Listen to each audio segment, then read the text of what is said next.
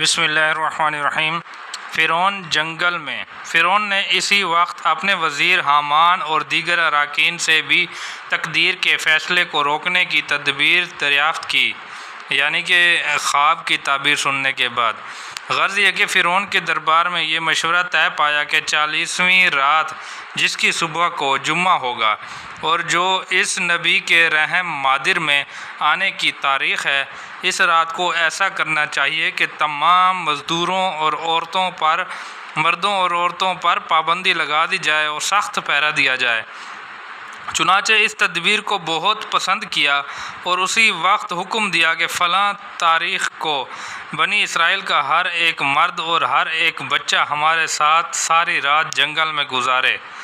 پھر اس نے اپنے حکم اور زیادہ سخت کر دیے، یہاں تک کہ اپنی قوم قبط کو بھی اس میں شامل کر دیا، اور اب حکم عام ہو گیا کہ فلاں تاریخ کو کوئی مصر میں نہیں ٹھہرے اور اپنے گھر میں کوئی نہ ٹھہرے، بلکہ تمام لوگ پوری رات ہمارے ساتھ جنگل میں گزار دیں۔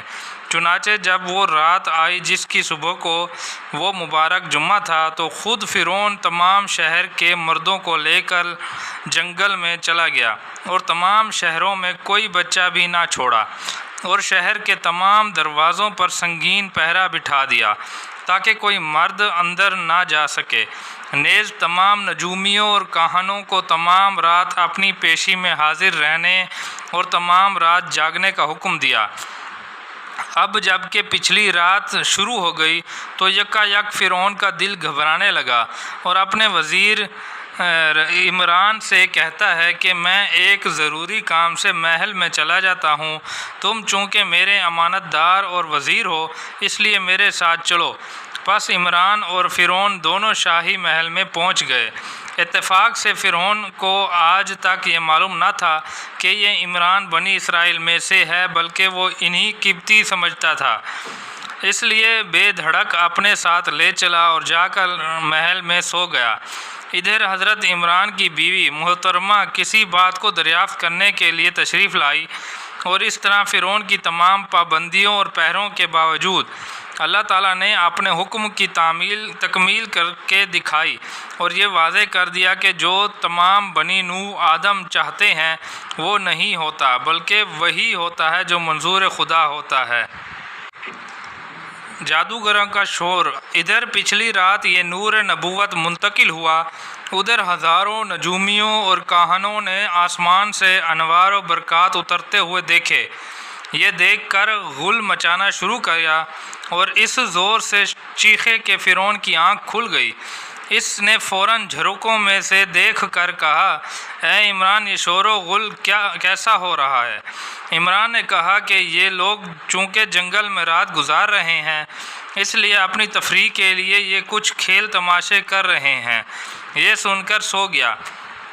صبح نمودار ہوئی تو نجومیوں اور کاہنوں نے اپنا منہ کالا کیا، اپنا گریبان چاک کیا اور دوسروں اور سروں پر خاک ڈالتے ہوئے فرعون کے دربار میں آئے اور نہایت واویلا کرتے ہوئے کہا، اے افسوس اے بادشاہ، رات کا پہلا حصہ بڑی خیریت سے گزرا، لیکن پچھلی رات جب تو ہمارے پاس سے شاہی محل میں آ گیا، اسی وقت وہ بچہ اپنے باپ کی پشت سے ماں کے رحم میں آ گیا اور ہم نے بڑا شور مچایا مگر تو نے ایک نہ سنی۔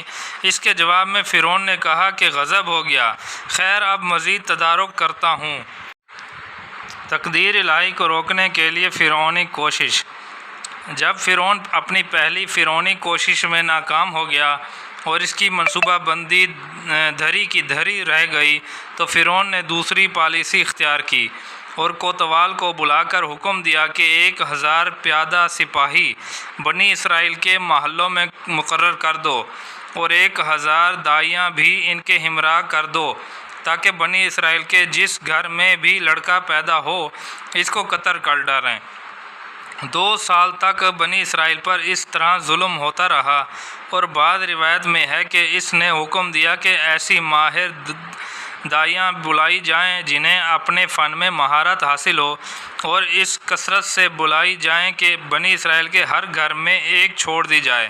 چنانچہ ایسا ہی کیا گیا اور بنی اسرائیل کے ہر گھر میں ایک دائی چھوڑ دی گئی، اور انہیں حکم دیا گیا کہ بنی اسرائیل کی کوئی عورت ایسی نہ ہو جس کے متعلق معلومات دفتر میں لکھی نہ ہو، اور آج سے جو لڑکا یا لڑکی پیدا ہو اسے ہمارے سامنے پیش کیا جائے اور بعد میں اس کے والدین کو دیا جائے۔